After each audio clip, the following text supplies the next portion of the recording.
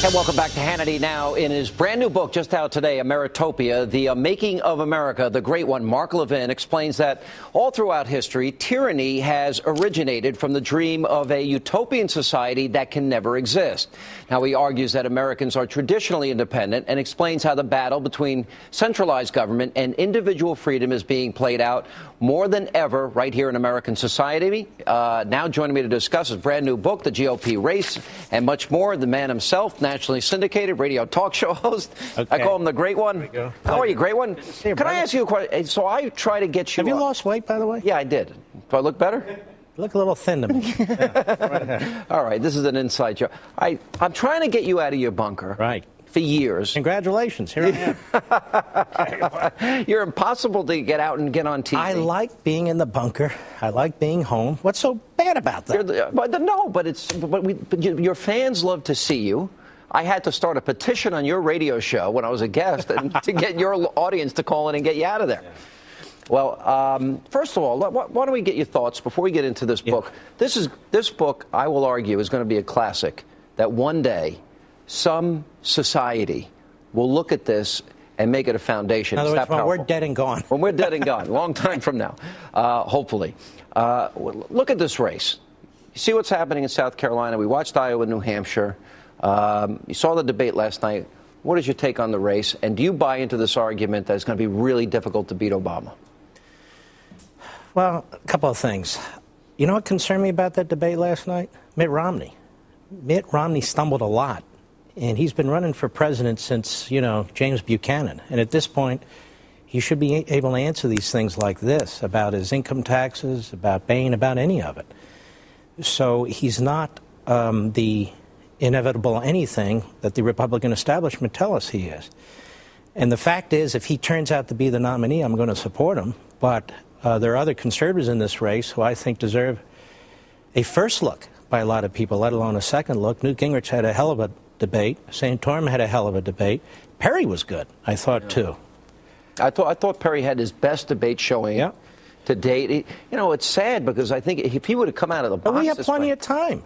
Let me just be clear about this. We have, in many states, proportional delegate selection. What's Romney have now, 12 delegates? A proportional distribution. The distribution, some states know. Florida's lost half of its delegates because it jumped the line.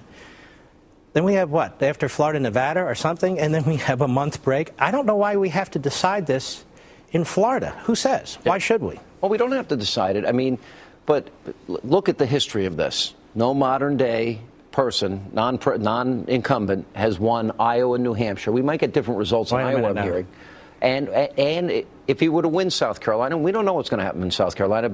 That would nobody's going to win the presidency without South Carolina. You know what all that means? What? Nothing? Butkus. You don't think it means anything? When you win Iowa by 6 votes or 8 votes, but Gerald Ford won Iowa and he won New Hampshire, and he lost the presidency. Why does any of this matter? Well, I'll tell you why. Let me dovetail this into the book. Without getting into all the details right now, you actually make the case in this book that we live in a post-constitutional America. You have a whole chapter on that. What does that mean? It means that much of what the federal government does is not authorized by the Constitution. Now, when you say that, you get political responses like, oh, you want to do away with this and you want to do away with that. I'm not talking about that. I'm saying much of what goes on in the federal government, although I'd like to do away with most of it, much of what goes on in the federal government has no constitutional basis whatsoever. And this was part of a scheme, real scheme, hatched by a number of the leftists about a century ago. And you know them, Woodrow Wilson. Woodrow Wilson didn't make any bones about his contempt for the Declaration and individualism, and that's what this is, an attack on the individual. He made no bones about his contempt for the Constitution. Woodrow Wilson said in a speech before he became president that the government's like a body. You can't have one organ working against the other. In other words, you can't have separation of powers.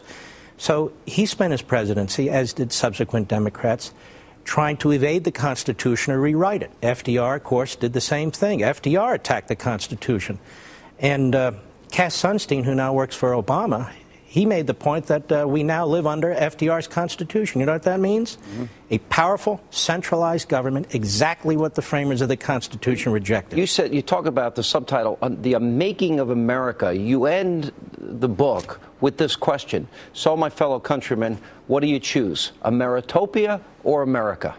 Is America at that close of a crossroads, that the America that we grew up knowing, loving, cherishing, the one that talked about the individual and freedom and responsibility is likely gone? Meritopia is here. The question is how far we're going to go with this. We are not a purely constitutional republic anymore. The states have so limited power, and yet when we were founded, it was the other way around. We're not a representative republic really in the truest sense anymore. We have this massive administrative state with, hundreds of thousands, if not several million bureaucrats who are making laws and issuing them every day, 80,000 pages last year. So that's not a representative republic. So what are we? What are we? We are a nation that has heavy centralized power. It's getting more centralized by the day.